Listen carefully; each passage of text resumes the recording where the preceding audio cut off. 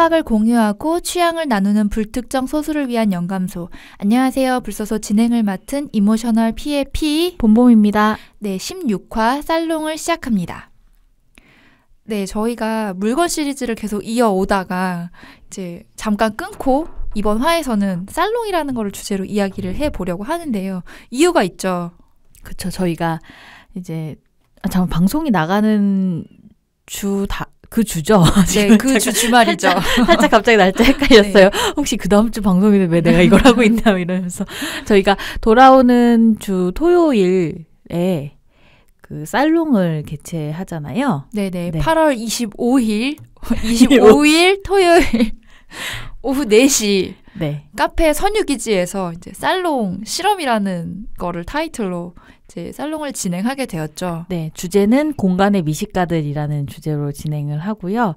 공간과 관련돼서 지금 저희가 이렇게 녹음을 하고 있는 이 스튜디오도 공간이고 지금 여러분이 방송을 듣고 계시는 그 공간도 공간이고 근데 공간의 미식가들이라는 타이틀을 붙인 이유가 있잖아요. 미식가라는 뜻을 우리 공간의 미식가라는 뜻을 탄생시키신 피님께서 네네. 주제를 살짝만 얘기해 주시고 지금 얘기하나요? 네네.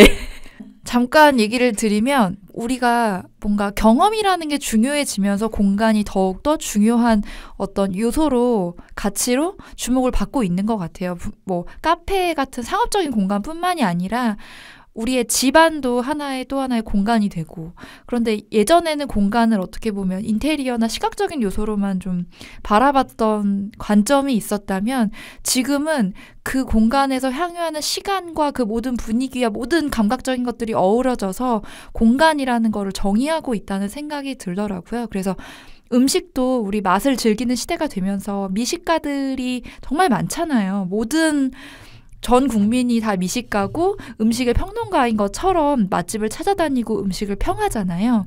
공간에도 이렇게 자신만의 어떤 경험과 뭐 다양한 감각적인 것들을 풍미하는 미식가들이 존재하는 시대가 바로 지금이 아닌가 싶어서 공간을 다시 한번 우리 좀 들여다보고 지금 사람들이 왜 공간을 다시 주목하는지에 대해서 이야기를 해보는 시간을 가져보면 어떨까라는 생각이 들어서 공간의 미식가들이라는 주제를 준비를 했고요. 아주 유익한 시간이 될 테니 기회를 놓치지 마세요, 여러분. 네.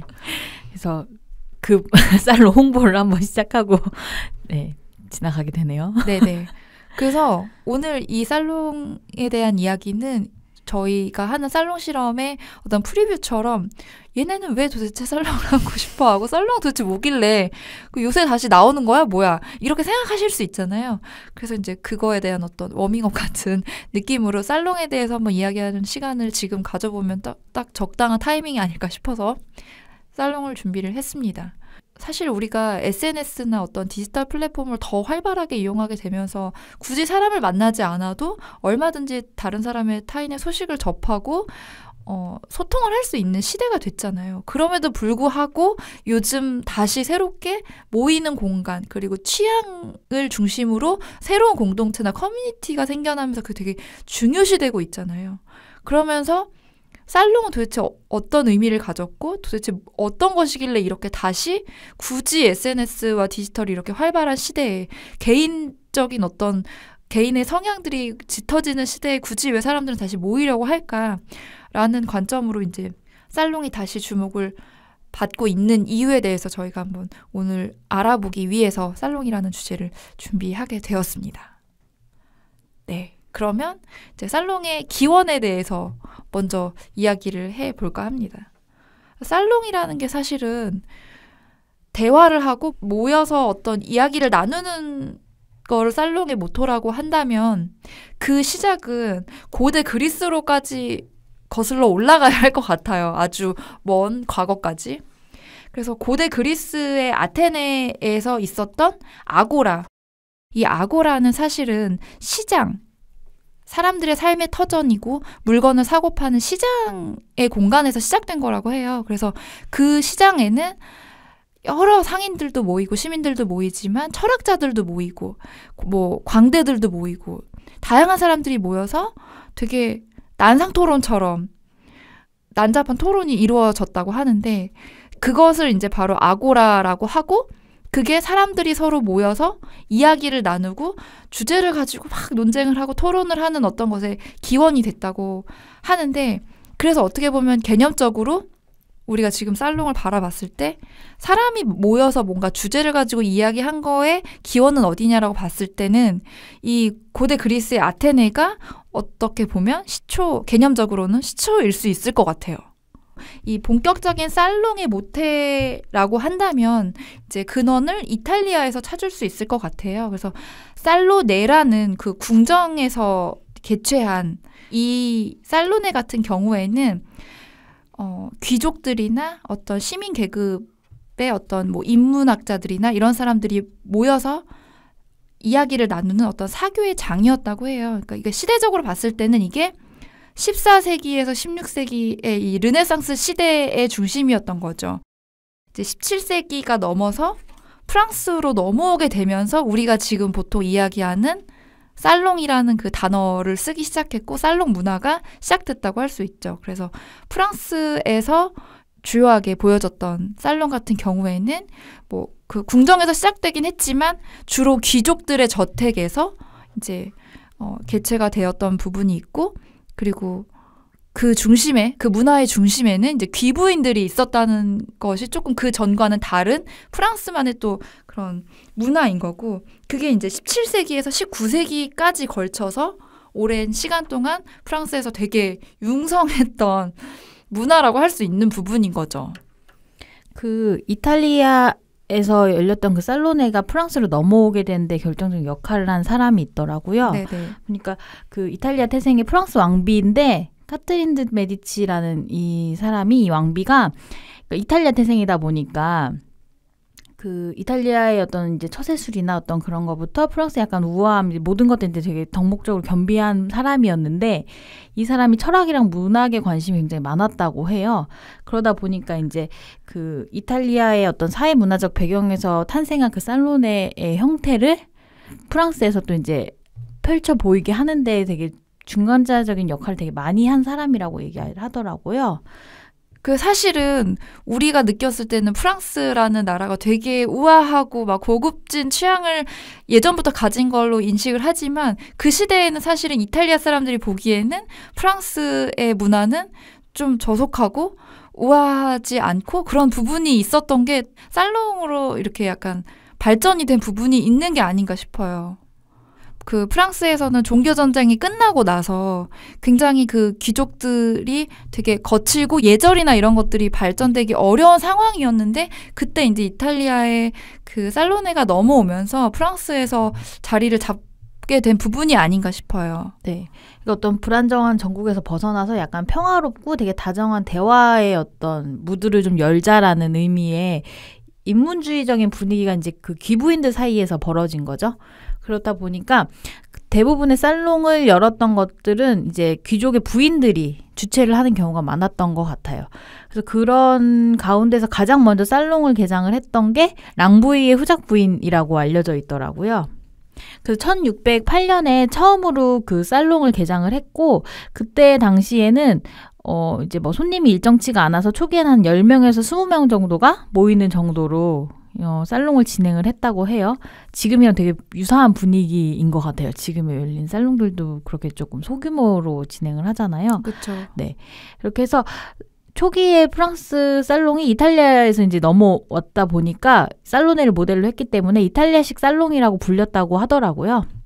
근데 이렇게 프랑스에서 살롱이 이제 귀족들을 중심으로 열렸던 부분들이긴 한데, 그러니까 보편화된 살롱이 어떻게 보면 이제 문화의 중심지가 궁정에서 이루어지던 게 도시나 아니면 개인의 저택으로 이제 이렇게 내려오게 된 거잖아요. 네네. 문화적인 공간 자체가. 그러고 이후에는 조금 더 대중화된 형태로 자리 잡게 되게 하는 부분들이 있는데, 그거에 가장 큰 게 이제 이 살롱을 주최하는 그런 귀족의 부인들이 자기들끼리만 향유하는 문화 말고도 조금 더 그러니까 남녀노소 가리지 않고, 그리고 어떤 신분이나 지위에 상관없이 다양한 사람들이 모이는 공간으로 이것들을 활용하다 보니까 더 다양한 계층까지도 이것들이 좀 향유될 수 있는 문화로 자리 잡게 된 부분이 있는 것 같아요. 그러니까 어떻게 보면은 되게 사적인 것 같아요. 내 저택의 한 부분을 살롱으로 꾸며서 되게 아름다운 도자기나 그림을 걸어놓고 주변의 귀족들이나 내가 좋아하는 문인들이나 뭐 철학자들이나 뭐 음악가들, 뭐 귀족들을 초대해가지고 그 자리에서 뭐 연주를 듣기도 하고 아니면 얘기를 하기도 하고 뭐 시를 낭송하기도 하고 굉장히 사적인데 굉장히 문화적인 되게 독특한 문화였던 것 같아요. 네. 저는 그러니까 이 살롱에 대해서 이야기하면서 가장 크게 느꼈던 중에 하나는 대다수가 그러니까 되게 평등한 관계에서 이야기를 나눴다는 그 포인트였던 것 같거든요. 그러니까 되게 다양한 문인들도 있고 정치가도 있고 예술가도 있고 뭐 학자도 있고 다 있잖아요. 네네. 근데 그 모든 사람들이 뭐 나이나 신분의 것들을 다 계급장 다 떼고 그냥 한 자리에 앉아서 같이 그냥 이야기를 나누고 즐기고 그러니까 보통 대부분의 살롱이 오후 2시에서 한 밤 10시 정도까지 했었대요. 그러면 그 안에서 사람들이 문학책도 읽고 토론도 하고 가볍게 술도 마시고 식사도 하고 그러고 나서 나중에 뭐 이제 공연도 즐기고 춤도 추고 하는 그런 식의 시간들이 향유했다는 건 거죠. 근데 저랑 되게 저 완전 반대로 생각했어요. 아, 그래요? 네. 왜냐면은 그러니까 그게 사실은 상대적인 게 그 전 시대에는 그것조차 되지 않았기 때문에 이게 되게 혁신적이고 자유분방한 관점이었던 거잖아요. 근데 또 지금에서 생각해 보면 약간 그들만의 리그인 부분이, 그러니까 귀부인의 어떤 인맥이나 어떤 것과 닿아야 되는 부분도 있고, 그야 선택을 받아야 되는. 그러니까 귀부인의 취향에서 봤을 때, 그러니까 내가 귀족이고 귀부인이에요. 그러면 내가 살롱을 열고 싶어요. 그러면 내가 좋아하는 어떤 예술가, 나랑 좀 친분이 있는 음악가 이런 식으로 모을 거잖아요. 그러니까 물론 그 이전 시대는 완전한 평등을 외칠 수 없는 시대였기 때문에 어떤 문화가 성숙되는 과정에서 막 모든 서민과 막 노비까지 다 이렇게 끌어모을 수 있는 평등은 아니지만, 또 지금 현대의 관점에서 보면은 또 그들만의 어떤 사적인 모임이 아니었나, 또 그런 생각도 들거든요. 하긴 그걸 주최하는 주인의 취향에 따라서 또 다른 경계를 나누는 그쵸. 행위이긴 할 것 같긴 해요. 사실 초창기의 살롱은 되게 순수하게 되게 중세 무용담이 섞인 연애담이나 아니면 되게 달콤한 소설, 그리고 이제 새로운 문학 작품 같은 그런 설명회 같은 것들이 대부분이었다고 하더라고요. 근데 이게 18세기 후반으로 넘어오면서 조금 더 정치적이고 철학적인 성향을 굉장히 많이 띄었다고 해요. 근데 생각해보면 그 배경에 분명히 조금씩 산업화되는 과정을 겪으면서 그 사람들이 새롭게 자본을 축적하고 하면서 뭐라고 해야 될까요? 그거죠. 그 전에는 신분이 정해져 있으면 그거를 뛰어넘을 수는 없었죠. 왕의 간택을 받지 않는 이상. 근데 자본주의 사회가 되고 산업화를 겪으면서 경제적인 권력이 어떤 신분 상승의 어떤 기회를 주는 게 생기는 시대가 된 거죠. 네. 그러면서 이제 절대 왕정에 대한 의문들이 생기고 이런 것들이 굉장히 많아지잖아요. 그러니까 네네. 형이삭적으로 생각하는 그런 이성들보다는 오히려 경험적인 이성에 대한 소구가 너무 컸던 거죠. 그러면서 그런 이야기들 할 공간들이 필요하고 모이면 그런 것들에 대해서 이야기를 막 치열하게 나누다 보면은 어떤 결론점으로 더 다다르게 되는 것들이 있잖아요. 그쵸. 이렇게 살아서는 안 돼. 더 나은 방향은 이 방향이야 라는 것들에 대한 논의들이 활발하게 이루어질 수밖에 없고, 그러면서 그러니까 약간 이제 후반으로 넘어오면서에 보여졌던 살롱들은 훨씬 더 철학적이고 정치적인 살롱이 되었던 거죠. 사상을 막 교류하는 그런 무대가 되고, 그러다 보니까 국내의 어떤 손님들 말고도 외국에 되게 저명한 인사들 있잖아요. 네네. 이런 이야기들을 좀 더 들을 수 있고 좀 더 앞선 생각을 하는 사람들을 자꾸 데리고 와서 모여놓고 하는 외교의 장으로도 이제 살롱이 더 확대가 됐던 거죠. 그렇게 하다 보니까 약간 18세기의 그 계몽사상을 네네. 이렇게 창출하는 데 있어서 이 살롱이 굉장히 큰 역할을 했다고 하더라고요. 그래서 살롱에 대한 자료를 찾다 보면 그 당시에 사상적으로 보여지는 어떤 부분들 있잖아요. 계몽사상 마찬가지고 그런 것들이 같이 맞물려서 이야기가 굉장히 많이 나오더라고요.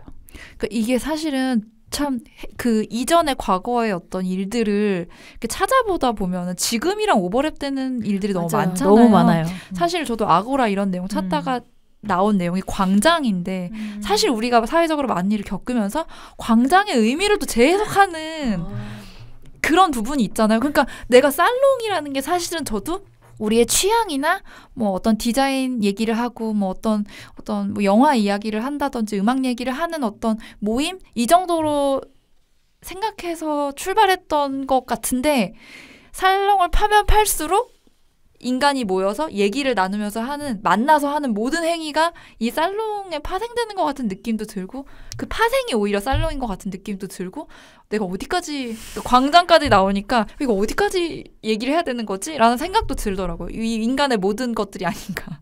이 광장 얘기를 하니까 네. 갑자기 생각하는데 저희 예전에 그 세미나 준비하느라고 네. 그 메가 트렌드 세미나 준비하면서 그때 찾았던 것 중에 그때 광장민주주의에 대한 이야기 나오면서 스위스에서 네네. 직접민주주의로 왜 그 광장에 모여서 네. 어떤 의제를 내면은 다 같이 손을 들어서 얘를 통과시킨다 아니다에 대한 왜 이런 걸 하는 프로그램을 한번 본 네네네. 적이 있잖아요.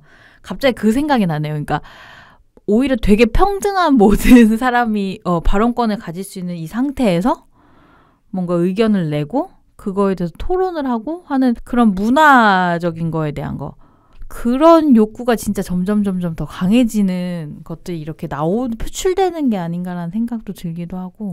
그 취미가 중심이었던 살롱의 시대가 있고 또 철학이나 뭐 정치가 중심이었던 살롱의 시대가 있다고 하셨잖아요.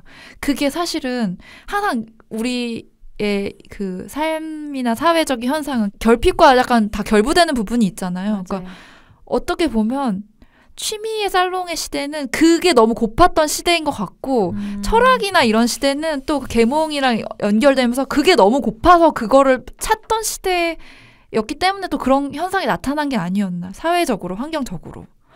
오늘날의 결핍은 그러면 어디에 있는가에 대한 생각을 또 다시 곰곰하게 해보게 되는데. 근데 저 그 생각이 든 게 뭐냐면 과거의 살롱이 어쩌면 더 자유로웠을 수 있겠다라는 생각이 드는 게 우리는 되게 지금 규칙적인 시대를 살고 있잖아요. 8살 때부터 학교에 들어가는, 물론 요즘은 그 전부터 시작되지만 가장 우리가 주입식으로 받는 가장 큰 교육이 9시에 출근하는 거에 대한 거를 8살 때부터 익숙하게 만들잖아요. 그렇죠. 학교에 가는 이 9to6의 인간의 그 프레임이 예전에는 그거보다 훨씬 더 좀 그런 거에 있어서는 더 자유롭지 않았을까. 그래서 뭐 우리는 지금 뭐 이야기할 때 일상 얘기는 너무 뭐 가벼워, 이런 애 저런 애 막 이런 말들을 하잖아요. 근데 그때는 그런 거에 대한 어떤 굳이 어떤 규정이나 어떤 맞아요. 경계가 없었을 것 같아요. 경계 없이 진짜 막 저속한 사랑 얘기 하다가 일상 얘기로 넘어가다가 막 정치 얘기로 넘어가기도 하고, 어떻게 보면 사실은 좀 난잡했을 수도 있지만 더 자유로운 부분도 있었을 것 같고, 그런 생각이 또 들더라고요. 우리의 인생과 이 사회가 너무 진지함을 요구하는 걸 수도 있을 것 같아요. 그럴 수도 있고요. 이런 막 그냥 가벼운 수다부터 시작되는 거잖아요. 사실 모든 게. 그렇죠. 우리가 무슨 회의를 하고 뭐 할 때도 되게 시덥잖은 얘기를 하다가도 튀어나오는 게 아이디어고. 사실 우리 녹음할 때도 초반에 이제 준비한 내용이 있기 때문에, 그러니까 저희가 막 대본을 읽지는 않지만 어떤 내용을 말하겠다라는 내용은 다 리서치하고 공부하고 이제 서로 맞추고 들어오잖아요. 근데 초반에는 이걸 말해야겠다라고 해서 준비한 내용을 하면 억양도 그렇고 사실 조금 그 딱딱한 부분이 있잖아요. 그러다가 이제 중간에 조금 수다나 우리의 어떤 개인적인 이야기들이 조금 섞이면 그때 오히려 더 자유롭게 얘기하는 부분이 있잖아요. 맞아요. 뭔가 지금 얘기하다 보니까 이 짜여진 생활과 각박함 속에서 삶의 가치를 또 되돌아보게 하는. 네. 그러니까 이게 살롱이 얼마나 우리 인생에 있어서 중요한 건지 여러분 아시겠죠? 느낌 오시나요? 이거 지금 느낌 아시죠? 느낌적인 느낌. 네. 우리 어디까지 얘기했나요? 이제 다시 살롱의 이야기로 돌아가야겠죠? 네네네. 네, 그래서 이제 그리스에서 이탈리아를 넘어서 프랑스까지. 사실은 이제 우리가 이야기하는 살롱의 중심은 이제 프랑스의 이야기가 중심이 되는 부분이 맞고, 그리고 이제 또 하나 살롱의 어떤 형태로 이야기되는 부분들이 이 영국의 커피 문화, 그 젠틀맨, 신사의 문화, 이런 것들이 또 얘기가 되는 부분이 있더라고요. 그래서 이제 담론의 탄생이라는 어떤 책을 제가 많이 참고를 했는데, 그러니까 제가 봤을 때는 살롱이라는 단어 대신 이 살롱의 정체성을 담론이라는 단어로 치환해서 살롱의 기원과 특성을 다 얘기하고 있는 책이에요. 근데 여기서 이제 나오는 얘기 중에 하나가, 이제 영국은 사실 프랑스풍의 살롱 문화는 거의 뿌리를 내리지 않았다고 하더라고요. 그리고 클럽이라는 단어가 사용이 되면서 이 클럽이 사실은 젠틀맨의 사교장이었다고 해요. 그래서 어떻게 보면 영국의 어떤 엘리트 남성들의 중심 문화이자 라이프 스타일이라고 할 수 있고, 이게 이제 그 앞에서도 얘기했던 그 산업화의 과정에서 정말 기존의 권력을 가지고 있던 귀족들, 그리고 뭔가 뭐 변호사, 의사 이런 개념이 생겨나면서 전문직들의 어떤 엘리트들, 그리고 정말 재산을 불려서 경제적인 것들을 키워서 또 새롭게 생겨나는 기업가나 부자들 그런 사람들이 다 중상류층을 이루면서 근대 신사의 모습을 갖춘 거죠. 그러니까 귀족도 신사일 수 있고, 그전에는 귀족만 신사일 수 있었다면 이제 그 산업화 시대와 근대의 시대에는 어떤 전문직이거나 어떤 부를 쌓아도 또 신사가 될 수 있는 그런 시대였던 거죠. 근데 영국에 그렇다면 이 문화, 클럽 문화는 오히려 그러니까 뭐라고 해야 되죠? 그런 프랑스 살롱, 그러니까 귀족주의의 이런 문화보다 더 파급력 있고 막강했을 게 자본을 일단 가지고 있는 계급의 사람들이고, 그렇죠. 그리고 그 안에서 새롭게 형성된 신흥 어떤 계층이잖아요. 그러면 오히려 더 밑에라고 표현하면 그런데 더 서민 계층에서 봤을 땐 더 열망적이고 더 그 안으로 왜 이렇게 편입되고 싶어하는 그런 모습을 가진 그룹이라고 해야 되나? 그러니까 본격적으로 현대판 그들만의 리그가 그러네요. 형성된 게 사실, 왜냐하면 사실은 프랑스의 살롱은 좀 더 고전의 어떤 신분의 계급을 많이 벗어나지는 않잖아요. 예술가, 철학자, 인문가, 귀족 약간 그런 중심인데, 이제 영국의 클럽이나 커피 하우스의 문화는 근대의 어떤 성향을 많이 띄었다고 할 수 있죠. 이 클럽이라는 게 그 카페, 커피하우스에서 파생된 거라고 해요. 그래서 런던의 커피하우스 같은 경우에는 파리의 카페와 조금 달랐던 게 대부분 그 직업별로 나뉜 그 단골 다방 같은 개념이었다고 해요. 그러니까 어떤 가방에서는 뭐 전문직 사람들이 주로 간다든지, 그러니까 그런 신사들이 모이는 다방이었던 거죠. 어떻게 보면 되게 뭐라고 해야 되지? 되게 허세 가득한 그 신사들의 모임인 거죠. 그리고 영국이 그 프랑스의 어떤 자유분방함보다는 훨씬 더 폐쇄적인 어떤 형태의 살롱의 모습을 띄었다고 해요. 왜냐하면 처음에 그 커피하우스가 그런 식으로 나뉘어져 있는 단골 다방이었음에도 불구하고 기본적으로는 누구나 출입을 할 수 있었기 때문에 서민들하고도 마주치는 거죠. 그게 싫은 거예요. 지금 본범님이 되게 인상을 찡그리고 계신데 표정 안 좋음요. 그 엘리트주의가 있는 거죠. 그게 마음에 들지 않아서 그 커피하우스 안에 칸막이를 치면서 자기네들끼리 이야기를 하기 시작했대요. 그러다가 자기들만의 커피하우스를 만든 게 바로 클럽이라고 해요. 그래서 클럽 같은 경우에는 회원제였고, 그 지켜야 될 규칙도 있고, 우리 보통 젠틀맨의 규칙 같은 거 있잖아요. 네네. 그런 식으로 어떤 예절의 어떤 매너 같은 규칙도 있었고, 그리고 그 클럽에서는 정기적으로 모임을 했다고 하더라고요. 그래서 굉장히 폐쇄적인 엘리트주의이기도 하지만 요즘 또 디지털 플랫폼을 활용해서 이렇게 모이는 살롱들이 약간 회원제를 가져가기도 하잖아요.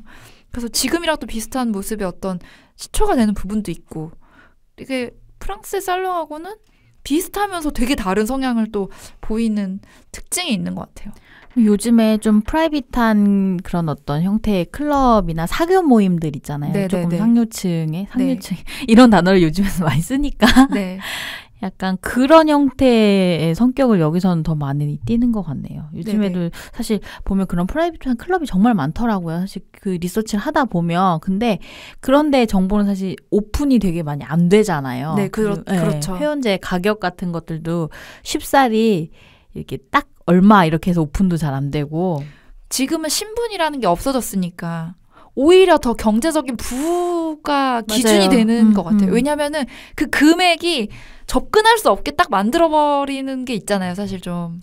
사실 오늘날 이렇게 얘기하면 좀 이게 갑자기 무슨 다른 형태의 우리 방송 무슨 종류가 평등을 될까봐 그런데 그런 자본주의 사회에서 새롭게 만들어지는 계급이 있잖아요. 이 계급이란 그렇죠. 단어가 사실 좀 그렇긴 하지만 그런 형태의 것들을 지금 오늘날도 사실 우리가 경험하고 있는 것 같기는 해요. 그렇죠. 어떻게 보면. 그러니까 뭐 갑자기 또 이런 얘기하면 좀 그런데 어떤 누군가는 또 뭐 이런 식으로 계층을 나누는 거는 인간의 본성이기 때문에 이거 바뀌지 않는다. 뭐 이렇게 주장하는 맞아요. 사람도 있고 그래도 사실 우리는 그런 거에 되게 반항하고 싶은 반항심이 또 있잖아요. 갑자기 또 사회적인 어떤 시스템에 대한 그런 이야기들을 좀 해봤고 이제 영국의 클럽의 형태를 또 얘기해봤다면 또 살롱하면 좀 기사나 어떤 책이나 이런 데서 많이 다루는 내용들이 다시 약간 프랑스로 돌아와 보자면 그 우리 미드나잇 인 파리 영화 되게 유명하잖아요. 그 대표적인 그 살롱의 모습을 보여주잖아요. 그 네, 영화에서. 그쵸. 살롱 하면은 일단 미드나잇 인 파리를 보면 살롱이 뭔지 알 수 있어라고 얘기를 하는 듯한 미드나잇 인 파리에서 남자 주인공이 마차를 타고 그 시간 여행을 하는 것 같은 그 과거가 바로 또 그 1920년대 중심에 그 예술가들 우리가 좋아하는 해밍웨이나 뭐 피카소나 알베르 까뮈나 이런 사람들 예술 문학가 철학자들이 카페에서 만나서 서로 영감을 주고받고 이야기를 하고 거기서 정말 사랑을 나누기도 하고 그게 또 이제 아주 대표적인 살롱의 모습인데 이렇게 보면은 또 살롱과 카페는 그쵸. 연결점이 많죠. 네. 근데 이 시대에는 정말 더 자유로웠던 거죠. 뭐 내가 살롱을 하겠다, 내 집에 모여 이런 형태나 우리끼리만 모여도 아니고 그냥 그 카페에 가면 나는 문학가인데 내 친구 화가가 그 자리에 있는 거예요. 그럼 거기서 또 얘기를 나누는 어떤 형태가 이제 또 프랑스 파리에서 보여줬던 어떤 그러니까 이건 살롱이라고 해서 개최를 했다기보다는 개념적인 또 살롱의 어떤 모습이었던 것 같고 남자 주인공이 그 소설가를 꿈꾸잖아요. 그 시간 여행을 한 후에 이제 다른 행보를 보이잖아요. 그게 어떻게 보면 우리가 살롱에서 다른 사람들과 서로 다른 생각을 공유하면서 나의 정체성을 확인하고 다른 사람의 이야기를 듣고 조금 더 새로운 삶의 방식을 또 고민하게 되고 맞아요. 개념적으로 또 이 미드나잇 파리가 결국엔 살롱의 어떤 영향을 이야기하고자 하는 건 또 아닐까 또 그런 생각도 하게 되고 또 새로운 또 연인들도 찾기도 하잖아요.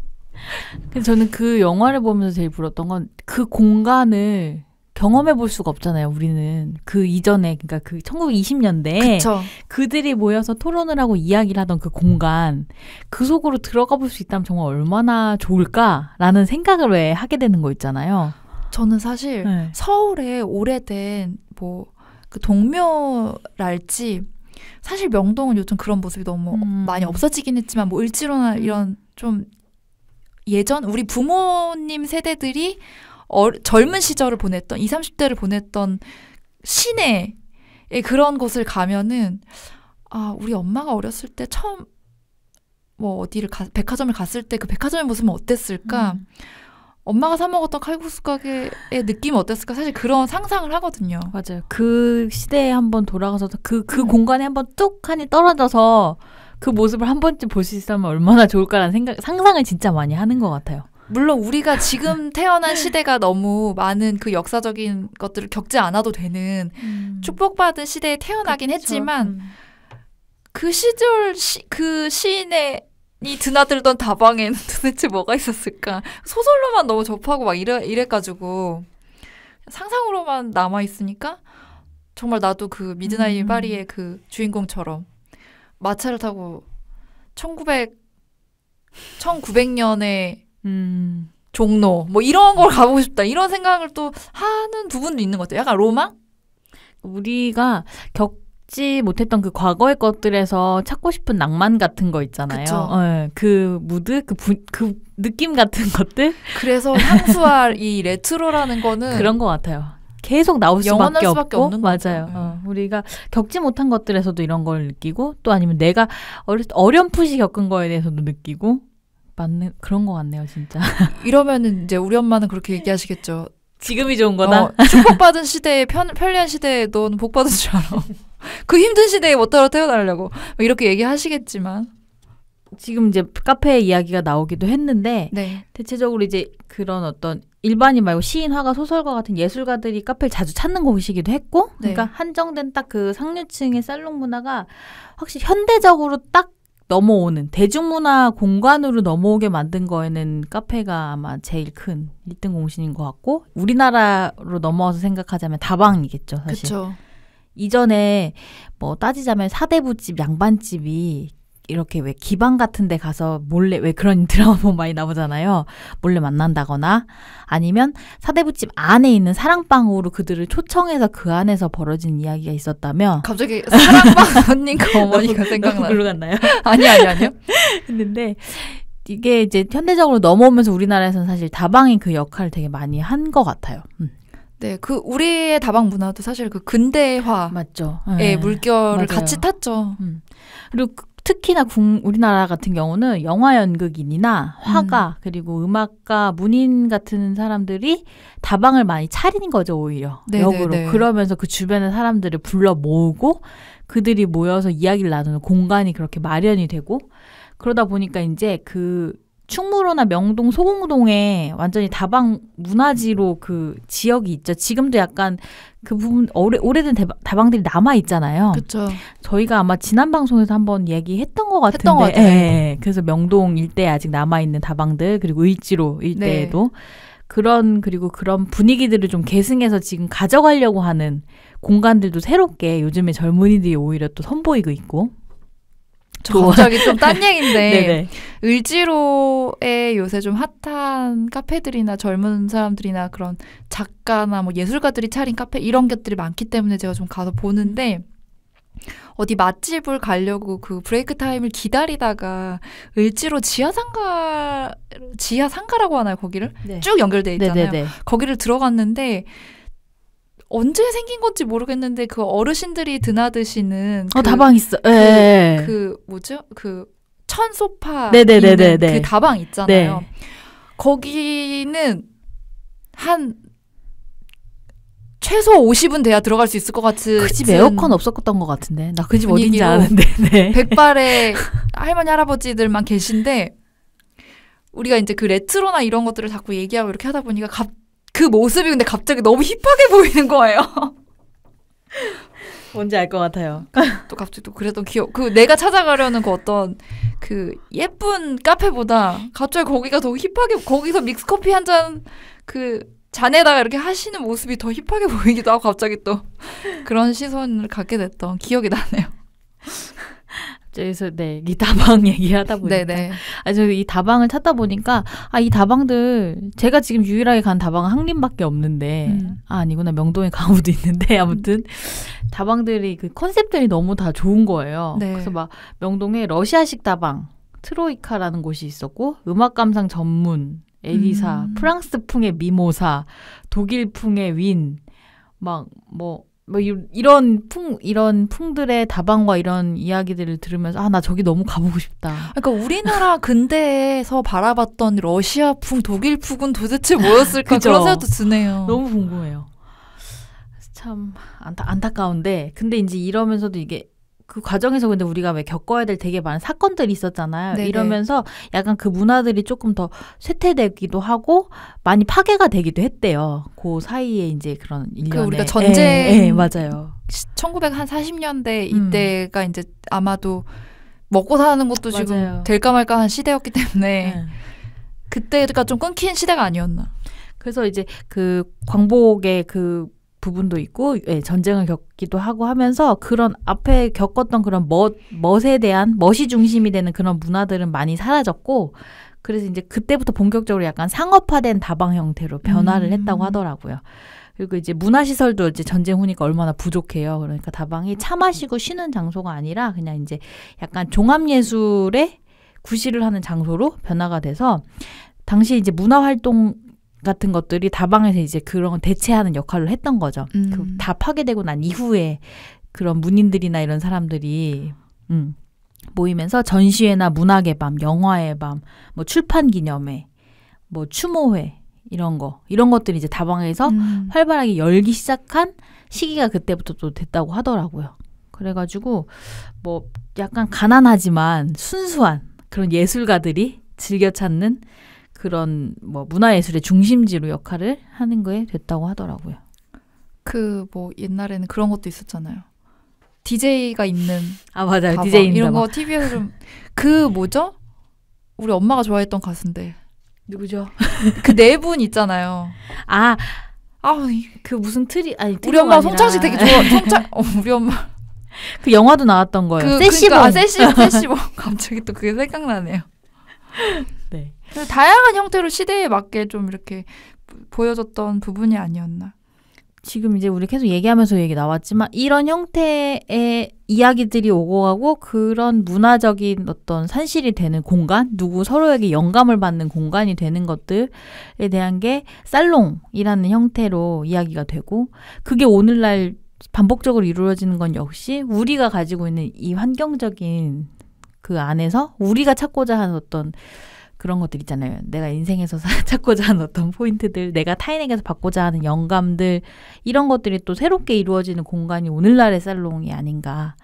되게 잘 맞물리는 것 같아요. 이게 사람이 살면서 추구하는 가치나 방향은 유사한 것 같다라는 생각이 들더라고요. 내가 인간이기 때문에 가지게 되는. 그렇죠. 그러니까 항상 언제 어느 시대나 사람들이 모여서 같이 이야기를 하면서 서로의 생각을 주고받으면서 그게 새로운 영감이 되기도 하고 새로운 문화로 꼽히기도 하고 하는 거는 늘 있어 왔는데 시대적인 환경이나 사람들의 가치관이나 문화의 형성에 따라서 조금씩 다른 형태로 보여지고 있었던 거고 그렇게 하고 있고 그게 또 지금에 와서 또 새로운 어떤 형태로 또 다시 또 재현이 되고 있는 부분이 아닌가 싶어요. 우리가 이제 과거 그리스에서부터 지금 근대까지 쫙 살펴봤잖아요. 살롱과 카페, 사람들이 모여서 이야기하는 것들. 그럼 현대로 좀 넘어와서 지금 또 새롭게 보여지는 어떤 살롱의 모습은 어떤 모습일지 얘기를 좀 해볼까 봐요. 사실 제가 느끼기에는 90년대나 2000년대 정도에는 어떤 세미나나 그런 게 더 많았던 것 같아요. 그죠. 가르침을 주는, 네, 교육을 받고. 그러니까 네. 그런 것들이 대부분 다 경제적으로 부를 쌓은 어떤 맞아요. 유명한 기업가들이 성공하려면 이렇게 해야 됩니다. 이런 식으로 일을 하면 당신도 승진을 해서 오너가 될 수 있어요. 당신도 경제적 부를 쌓을 수 있어요. 이런 식으로 진리를 설파했는데 요즘은 사실은 그런 거보다는 너가 그렇게 얘기해서 내가 그렇게 살았는데 아니잖아. 결국에는 받은 거보다 더 일하라고 너가 이렇게 말한 거잖아. 네가 한 거 다 거짓말이었잖아. 가만히 있어봐. 기업가들이 하는 말들이 우리를 위한 게 아닌데? 이렇게 살면 우리의 인생은 너무나도 로봇이 될 것 같은데? 라고 해서 사람들이 아니야. 이거 아니야. 우리끼리 얘기 다시 해야겠어요. 라는 어떤 관점에서 또 살롱이 자꾸 좀 얘기되고 있는 게 아닌가 싶어요. 그러니까 왜 우리 그 자기계발서 네네. 되게 많이 열심히 읽던 때들이 있었잖아요. 네. 근데 그 자기계발서 속의 모델들은 성공한 사람이 이미 돌이켜보니 그랬었어. 그래서 이게 성공의 방법인 것 같아라는 이야기인 건데 사람의 삶의 방식은 다 다르고 지금 처한 환경 역시 다 너무 다른데 따라갈 수 있는 모델이 있다는 것 자체가 좀 어떻게 생각하면 되게 웃긴 건 거죠. 어떻게 보면. 그쵸. 그러니까 막 아프니까 청춘이다라는 얘기를 나오는 거예요. 야 어떻게 청춘이 아파야 되니? 라는 소리가 나오는 거죠. 청춘은 얼마나 찬란하고 예쁘고 즐거워야 되는데 그쵸. 아프라고 하는 것 자체가 너무 박명수가 왜 그런 명언 되게 많이 하잖아요. 일찍 일어난 새가 피곤하다 막 이런 거. 늦었다고 생각했다가 가장 늦은 거다. 그러니까 오히려 그런 삶의 태도를 지금의 젊은이들 혹은 우리가 살고 있는 사람들의 세대에서는 나는 그런 삶의 태도야. 지금에 충실한 지금의 이야기를 하는 것들이 더 좋아. 왜 자꾸 너 미래를 얘기하니?라고 하는 그런 이야기들은 싫다고 자꾸 하는 부분들이 생겨나는 거 아닌가라는 생각이 들더라고요. 그러니까 저도 다시 살롱을 주목받을 수밖에 없는 게 우리가 주입식 교육을 받아서 반에서 1등해서 최고 대학 가가지고 최고 대기업 가서 그렇게 해가지고 최고로 버틸 수 있을 때까지 버티고 근데 위로 올라갈수록 남아있는 사람은 점점 소수가 되잖아요. 그래봐야 45입니다. 이러면서 지금 너무 그러면 우리는 다시 퇴직금을 우리 드라마에서 많이 봤잖아요. 우리네 아버지들이 퇴직금을 가지고 다시 이제 뭐 장사를 해본다든지 막 이런 삶 자식을 교육시키고 어떻게 해서든지 잘 살게 해주려고 하고 어떻게 해서든지 좋은 집을 마련해서 재산을 불리려고 하고 그렇게 해서 부모님 세대들이 사셨고 그런 수밖에 없었죠. 사실은 전쟁이 끝나고서는 먹고 살아야 되고 경제 성장을 해야 되고 가족이나 형제를 먹여 살려야 되는 시대였기 때문에. 근데 이제 그 시대가 어느 정도 끝나고 나서 성장이 불가능한 저성장 시대에 돌입하고 부모 세대가 그렇게 살았던 거를 지켜보면서 그거죠. 근데 나는 엄마 나 미안한데 난 그렇게 못 살겠어라는 어떤 나는 근데 엄마가 원하는 것처럼 좋은 대학 나와서 좋은 직장 가져서 그렇게 밤낮으로 일을 하는 게 내 집 마련을 하나 하면서 자식 낳고 사는 게 진리는 아닌 것 같아. 라는 생각을 하기 시작하면서 조금씩 자기 거를 하는 사람들이 많아졌잖아요. 맞아요. 그러니까 아니 우리 주변에도 우리뿐만 아니라 우리 주변에도 자기 거를 하는 사람도 많고 뭐 물론 어디 속해서 일을 하는 사람들도 있고 근데 다들 모두 다 동일하게 하는 말은 어떻게 살아야 되지? 라는 거에 대한 고민을 정말 많이 하잖아요. 사실 우리도 네. 뭔가 그냥 돈 벌면 되는데 이렇게 돈 버는 거는 오랫동안 하고 싶지는 않다는 생각을 우리가 몇 년 동안 하다가 결국엔 이 팟캐스트를 하게 된 거예요. 그러니까 이게 단순히 직업으로 월에 얼마를 벌어야 되겠고 뭐 한 달에 얼마쯤 돈을 운용해야 되는 얼마가 있어야겠고 하는 이런 방법 말고 우리는 지금 자꾸 어떤 삶으로 살아야 되지? 어떻게 하면 조금 가치 있는 거지? 라는 이야기하고 있고 나는 내 자신이 어떤 사람의 모습으로 살아야지 앞으로 잘 살 수 있지라는 거에 대한 고민을 우리는 지금도 되게 친구들이 모여도 아니면 어디에 가도 그냥 가볍게 술을 먹고 커피를 먹다가도 그런 얘기들이 툭툭 나오잖아요. 그렇죠. 그러니까 이런 고민을 주고받는 자리 자체가 사실 어떻게 보면 살롱인 거죠. 근데 거기에 약간의 어느 정도 주제가 더해지고 그러면서 조금 더 뭔가 이 이야기를 가지고 그 다음에 다른 것들을 또 만들어낼 수 있는 어떤 연결을 가져가면서 이 사람들이 같이 그럼 이 방법은 어떨까? 저 방법은 어떨까?라고 하면서 더 그냥 그 앞에 얘기들을 하면서 나가는 그냥 그 자리 자체가 그냥 정말 다 살롱인 것 같은 생각이 들어요. 그렇죠. 그런 부분들이 어떻게 보면 언젠가는 취미의 영역으로 그냥 남아 있었던 적도 있었을 수 있지만 사실 우리가 돈이 정말 중요한 가치잖아요. 그렇죠. 돈 안 벌고 살 수는 할 수 없어요. 없죠. 근데 먹고 살아야 되니까. 근데 그런 거 있잖아. 어른들이 돈 벌 거면 돈 벌고 돈을 포기하고 네가 하고 싶은 거 할 거면 해라. 양자택일을 하지 않으면은 지금 너가 고민할 시대가 아니야. 막 이렇게 얘기를 하는데 사실은 많은 젊은 사람들이 선택하는 거는 그거 안 된다는 거 알겠지만 그래도 한번 내가 좋아하는 일로 작게나마 돈 벌어 볼게. 그 돈이 따라오는 거는 정말 어렵다. 뭐 좋아하는 일은 직업으로 갖지 마라. 이런 얘기들이 많았는데 그래도 그거 한번 해볼게. 라는 어떤 접근이 되다 보니까 결국에는 일상과 취미와 직업과 삶의 선택의 경계가 좀 흐려지는 거죠. 그러다 보니까 일상 얘기도 더 많이 하게 되는 부분이 아닌가 싶기도 하고.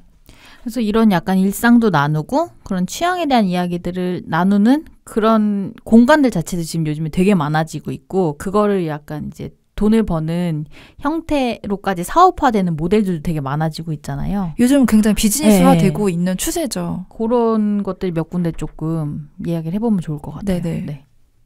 제 생각에는 우리 몇 년 전에 원데이 클래스 한창 붐 이루면서 얘기했었잖아요.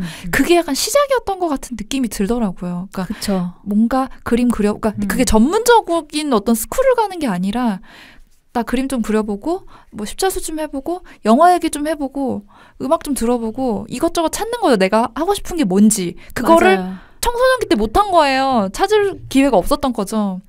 그러다가 보니까 조금씩 그 독서 모임이 생기기 시작하더니 독립서점 같은 데서 유명한 어떤 학자가 아니라 자기 얘기를 낸 어떤 작가가 자기 얘기를 하는 시간을 사람들이 또 들으러 가기도 하고 맞아요. 소규모의 워크숍의 개념들이 이걸 강연이라고 해야 할 수도 있지만 아닐 수도 있는 그런 형태들이 좀 생겨나는 것 같아요. 그래서 요새 정말 반 이상의 독립서점들에서는 워크숍이나 강연 같은 것들 그리고 약간 클래스 원데이 클래스 같은 어떤 걸 배우는 그런 것들이 많아지고 있고. 나 갑자기 그 클래스 얘기하니까 생각나는데 네. 인덱스 서점 있잖아요. 네네. 거기서 얼마 전에 했던 건데 종이 접기 클래스를 했었어요. 종이를 접으면서 그 접는 행위와 그리고 또 거기서 오는 그런 감상?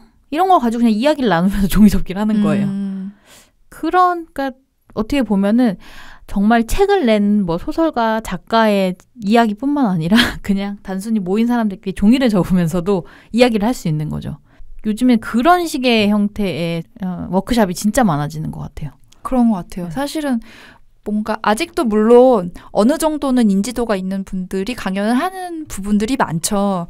그러니까 사실은 살롱을 완성했다기보다는 현대적인 살롱이 완성됐다기보다는 우리가 자꾸 어떤 욕구와 소구에 의해서 한번 이거 해보자 저거 해보자 그쵸. 시도하는 부분인 것 같아요. 그게 다소 완성되지 않은 모습이어도 시도를 해야 저는 실패하면서 문화도 성숙될 수 있다고 보거든요.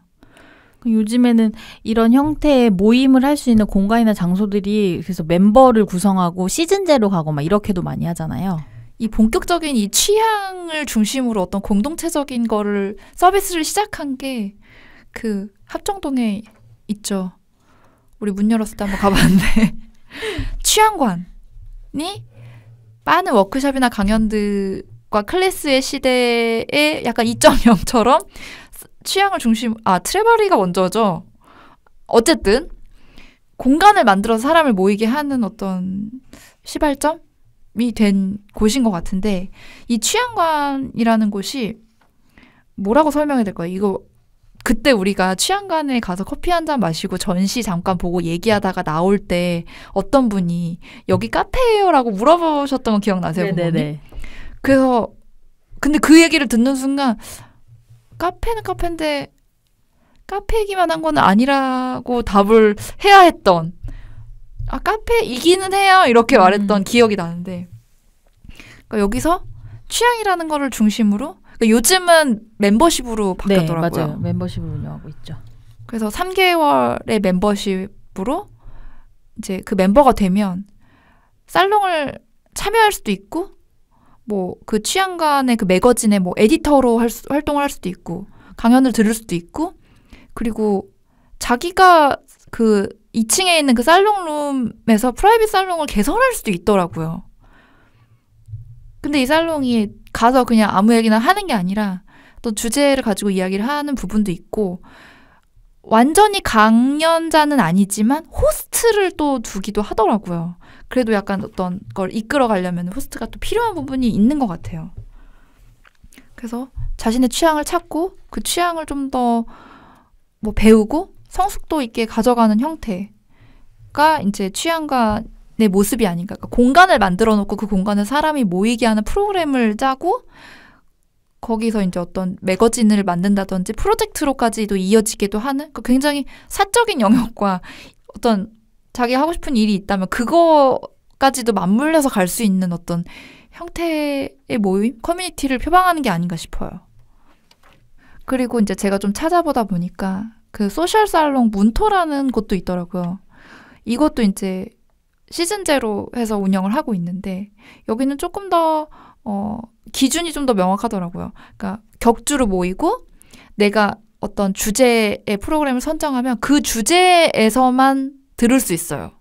그래서 프로그램 이름을 좀 찾아봤더니 뭐 음악의 이해라는 시간도 있었고 함께 읽는 희곡, 뭐 시네마 레시피 그리고 좀 인상적이었던 건 내가 만드는 잡지라는 프로그램 안에서는 사람들이 모여서 각자 자기만의 잡지를 만드는 거예요. 그리고 거기서 자기 얘기를 하고 마지막 주차에는 그 만들어진 잡지를 가지고 서로 서평회를 하는 거예요. 근데 거기에 호스트인 분이 그 고성배님이라고 그 덕후 잡지 만드시는 분 유명하신 분 있잖아요. 네. 그분이 리더더라고요. 그러니까 약간 강연? 동호회? 이렇게만 설명하기에는 어려운 정말 그야말로 살롱의 어떤 형태를 띠고 있는 게 아닌가. 그게 되게 인상적이었어요. 그리고 이제 뭐 아까 잠깐 얘기 나왔는데 트레바리 같은 경우는 그러니까 책을 매개로 하는 형태의 모임들 그리고 이제 주제를 선정하기에 책이라는 것이 매개가 되다 보니까 조금 더 사람들이 그걸 공통점을 가지고 모이기 쉽고 그리고 얘기하기가 좀 더 수월할 것 같다는 생각도 들더라고요. 어쨌든 그냥 딱 난상으로 이렇게 탁 펼쳐져 있는 것보다는 하나 이렇게 같이 보면서 얘기할 수 있는 거리가 있잖아요. 그쵸. 이야기를 끌어낼 수 있고. 그래서 트레바리 같은 경우도 유료로 어쨌든 독서 모임을 하고 그리고 이제 트레바리 같은 경우는 그 독후감을 써서 제출하지 않으면 모임에 참석을 못하니까 네네. 그런 약간의 제약을 두고서는 진행을 하게 되는 것들도 있고 그래서 되게 보면은 다양한 주제가 있더라고요. 블록체인이나 인공지능 같은 주제도 있고 아니면 도시나 음식 같은 어떤 소재들에 대한 것들 아니면 주제가 없는 독서 모임도 있고요. 그러니까 책을 매개로 사람을 모아서 이야기를 할 수 있는 형태의 그런 식의 살롱들도 요즘에는 많이 인기를 얻고 있는 것 같아요. 그러니까 사실은 처음에는 그 개념이 좀 생소하고 그게 되게 커지면서 잘 되는 게 좀 의아했던 게 맞아요. 우리끼리 그냥 만나서 책 보면서 얘기하면 될 것 같은데 왜 그거에 돈을 낼까라는 그 심리 있잖아요. 그게 사실은 좀 의아하면서도 신기하게 바라봤던 부분이 있는데 그만큼 그런 어떤 그냥 만나서 우리가 친구들이랑 독서 모임 하면 그게 어떻게 이렇게 뭐라 해야 되지? 그 깊이감이나 어떤 내가 원하는 만큼의 그게 안 되잖아요. 그러니까 완전히 또 그렇다고 어디 학원 가서 뭘 배우는 어떤 형태는 너무 재미없고 그 중간 지점을 취했는데 그게 사람들이 굉장히 원했던 어떤 부분이 아니었나 싶어요. 그리고 전 최근에 제일 이제 눈여겨봤던 프로젝트는 남의 집 프로젝트였어요. 그러니까 그 남의 집 프로젝트라는 거에서 저는 그 오늘날 살롱하고 되게 더 비슷했던 점이라고 느꼈던 건 내 집의 공간을 오픈시키는 거잖아요. 그러니까 네네. 기존에 우리가 지금 계속 얘기해왔던 프랑스의 그런 살롱에 대한 문화나 이런 걸 얘기하면서도 그렇고 내 사랑방 아니면 내 가정집을 공간으로 내놓고 거기 안으로 사람들을 초대하는 거죠. 정말 나의 취향의 공간 안으로 사람들을 초대하고 그 안에서 그냥 색다른 정말 테마를 가지고 모이는 건 거죠. 그래서 별게 다 있어요. 그래서 남의 집에서 그냥 아침 식사를 하면서 남의 집 아침을 누리는 게 있고 그리고 뭐 고수로 요리를 해 먹으면서 남의 집 고수라는 이름을 붙여서 사람들을 모으기도 하고요. 그리고 한 신혼부부가 남의 집 청첩장이라는 모임을 열어가지고요. 1년 동안 결혼을 준비한 이야기를 그냥 같이 나누는 거예요. 이 남의 집 프로젝트를 처음 접했을 때는 기존의 다른 살롱들을 표방하고 있는 데들이나 뭐 독립서점에서 하는 워크숍에 비해서 어떤 깊은 주제나 문화적인 어떤 그런 것들보다는 그냥 너무 일상적인 느낌이 아닐까라는 생각을 사실은 좀 했었거든요. 근데 제가 이 계정을 팔로잉하면서 이제 어떤 것들을 하는지 이렇게 지켜보는데 뭔가 이 자유로움이라고 해야 될까? 문화적인 자유로움이 이거보다 더 그러니까 일상적이고 굉장히 너무 쉽고 평범한 거를 이거보다 더 잘 담아낼 수는 없지 않나? 이런 생각이 또 들기 시작하더라고요. 계속 그걸 팔로우하면서 보다 보니까. 그러니까 저는 여기가 되게 좋았던 게 취업 강의나 자기계발 강연 같은 것들은 주최하지 않는다고 하더라고요. 그러니까 누군가한테 무슨 방법을 가르쳐준다. 아니면 이러이러한 식의 노하우가 있어라고 얘기하는 것들은 안 하는 건 거죠. 어떻게 보면. 우리 여기 한번 가야죠. 갑자기 확 또 제가 엊그제 막 이렇게 공유한 계정에서 이렇게 공유한 것도 보고 막 이랬는데 안 그래도 되게 좀 호감을 가지고 있었지만 또 확 가야겠다는 결심이 또 드네요. 그리고 여기는 사실 살롱 강연? 여기는 또 다른 형태인 것 같은데 우리가 방송에서 좀 여러 번 여기 얘기했던 것 같아요. 네. 그 어반플레이에서 하는 그 아는 동네 시리즈 매거진을 만드는 어반플레이에서 그 홍대에 우리 녹음실 근처에 있죠.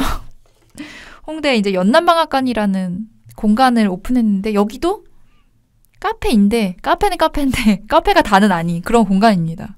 그래서 전시를 하기도 하는데 이름 방앗간 있잖아요. 그래서 참기름을 네, 맞아요. 중심으로 로컬 푸드나 또 하나의 새로운 어떤 장을 만들어내는 그래서 여기 소개하는 거를 보면 식음료를 기반으로 하는 동네 커뮤니티 공간이라고 해서 이야기를 하고 있는데 음식을 하시는 분이 와서 같이 뭔가 어떤 강연회라고 하긴 좀 그렇고 뭐랄까요 미식회라고 해야 되나 그런 것들을 열기도 하고 전시랑 같이 엮어서 이야기를 펼치기도 하고 그러니까 좀 더 다른 살롱에 비해서 주제를 조금 더 한쪽으로 몰아서 그러니까 분야를 좀 더 몰아서 그쪽을 좀 더 살펴보려고 하는 어떤 또 다른 형태인 것 같은데 그게 굉장히 좀 이런 형태가 좀 다양하게 보여진다면 사람들이 자신의 어떤 성향이나 취향에 따라 선택할 수 있잖아요.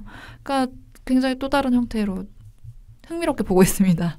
오늘 방송을 마치고 이제 가는 길에 거기를 한번 들려서 커피를 한잔 하고 가야 될 것 같은데. 우리 주말에 가면은 사람이 너무 많아서 갈 수 있을지도 이번에 네. 도전 한번 해보는 것으로. 네. 그래서 저희가 이제 전체적으로 살롱의 시작부터 오늘날 이제 지금 우리가 접할 수 있는 살롱에 대한 이야기까지 한번 나눠봤는데 피님 오늘 방송 어떠셨어요? 사실은 살롱에 대해서 저는 글도 많이 썼고 살롱에 대한 어떤 열망이 너무 많아서 한 회에 이야기하는 게 사실 조금 부족하게 느껴졌어요. 다 이야기를 할 수 없고 내가 이 이야기를 하면 살롱이 이걸로 비춰지면 이건 너무 편파적인데 막 이런 생각도 들고 그러니까 퍼즐 조각이 되게 많은데 그중에 일부만 이야기를 해야 되는 부분 때문에 조금 아쉬운 부분도 있었는데 어쨌든 저희 이 불소소라는 팟캐스트를 진행하는 저희 아이디얼리스트도 살롱을 하고 싶은 열망 때문에 이 팟캐스트를 하게 됐고 그리고 살롱 실험을 또 진행하게 된 거잖아요. 사실 저도 막연하게 열망하는 것들에 대해서 다시 한번 좀 짚어볼 수 있는 시간이 돼서 너무 좋았고 우리는 앞으로 어떻게 해나가야 될 것인가 앞으로의 살롱은 어떤 모습이어야 될까를 생각해 봤을 때 사람이 가진 배경이나 감투 같은 거 없이 그냥 내 생각이나 내 관점이 감투가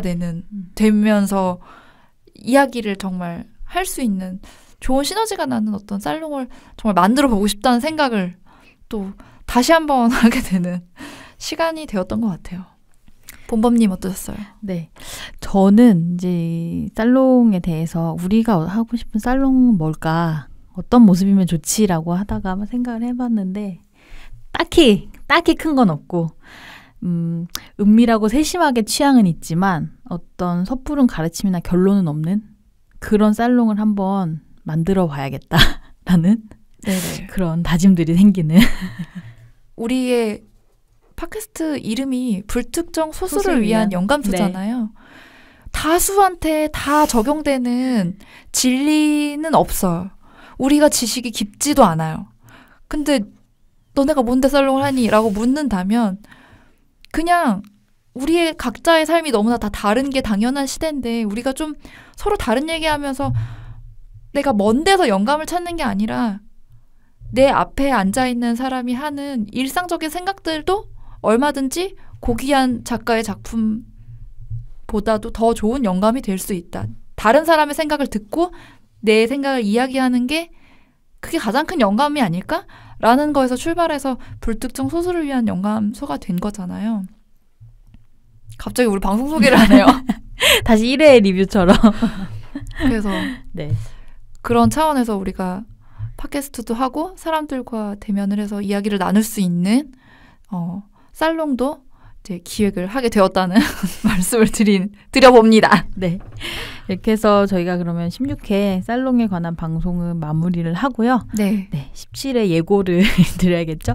네. 불소소 17회는요. 잡지를 주제로 할 겁니다. 그래서 뭐 패션, 요리, 여행, 환경 등 정말 다양한 장르의 일상의 시선을 담고 탄미적인 이미지로 소비하게 하는 잡지의 시대잖아요. 사실 요즘에 잡지가 워낙에 많이 이슈가 되고 있기도 한데 이 디지털 세상에서 손쉽게 진짜 정보들을 얻을 수 있는데 그 안에서도 왜 내가 손으로 이렇게 만져지는 잡지들을 선호하는지 이런 것들에 대한 이야기를 한번 조금 나눠보면 좋을 것 같아요. 네, 그래서 17회는 잡지를 주제로 진행을 하고요. 저희가 마치기 전에 그 주말에 있을 살롱 한 번 더 언급해드리고 가면 좋을 것 같아요. 일시하고 장소 정도만. 네네. 네. 어떤 살롱이 진정한 살롱일까를 찾아가는 의미에서 살롱 실험이라는 거를 타이틀로 진행을 하고 있고요. 주제는 앞서서 말씀드렸던 공간의 미식가들. 공간도 미식가들처럼 풍미를 찾는 사람들이 점점 많아지면서 공간의 가치와 경험이 중요해지지 않냐라는 차원으로 이제 공간의 미식가들이라는 주제로 이야기를 하고요. 일시와 장소는 8월 25일 토요일 오후 4시 선유기지 카페, 선유도에 있죠. 카페 선유기지 지하에서 진행이 되니까요. 많은 관심과 참여를 부탁드리겠습니다. 불소소는 팟빵 팟캐스트 유튜브 스트리밍 채널을 통해서 공개되고요. 인스타그램, 페이스북, 네이버 블로그에도 계정이 있습니다. 검색창에서 불소소 검색해 주시면 되고요. 검색하시면 저희 방금 말씀드렸던 살롱에 관한 링크도 같이 연결이 되니까요. 같이 검색해 주시면 좋을 것 같고요. 그리고 메일로도 저희는 사연을 받고 있는데요. 메일은 ideal-list@naver.com으로 보내주시면 됩니다. 네, 생각을 공유하고 취향을 나누는 불특정 소수를 위한 영감소 16화 살롱을 마치겠습니다. 지금까지 이모셔널 PAP 봄봄이었습니다. 안녕히 계세요.